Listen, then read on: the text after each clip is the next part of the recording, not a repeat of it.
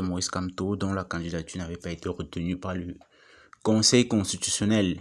Un Conseil constitutionnel dont on affirme, dont certains affirment en tout cas, qu'il est aux ordres du régime en place, puisque toutes ces décisions tendent vers le rejet de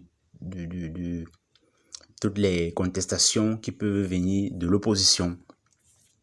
La grande surprise de cette élection a été Issa Chiroma Bakari, qui en moins d'un mois, voire beaucoup moins même, voire peut-être 2 semaines, est devenu, s'est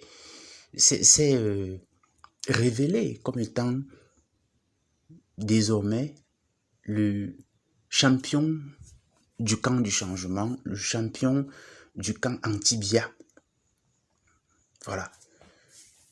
Et des premières nouvelles qui restent à confirmer d'ailleurs, qui viennent des opérations de dépouillement, Issa Chiroma aurait le vent en poupe.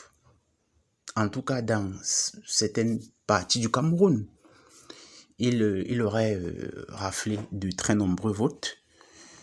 Et c'est quand même... En fait, son ascension peut sembler surprenante lorsqu'on observe le Cameroun, vu de l'extérieur ou de loin.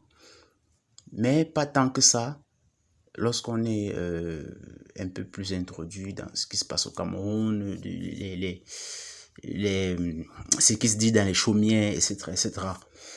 Donc, c'est surprenant l'ascension de Chiroma parce que il a été, ainsi que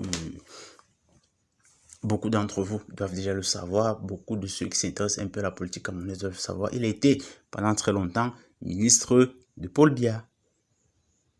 Il était encore jusqu'à très récemment ministre de l'Emploi et de la Formation professionnelle du gouvernement du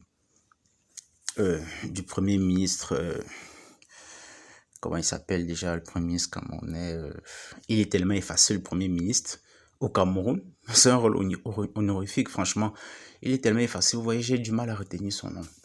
Bref, il est anglophone.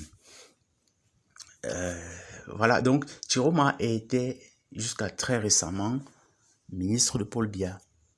Il a démissionné juste à la veille des élections présidentielles pour profiter donc de la mise à l'écart du professeur Maurice Kamto et se révéler comme étant le nouveau champion de l'opposition.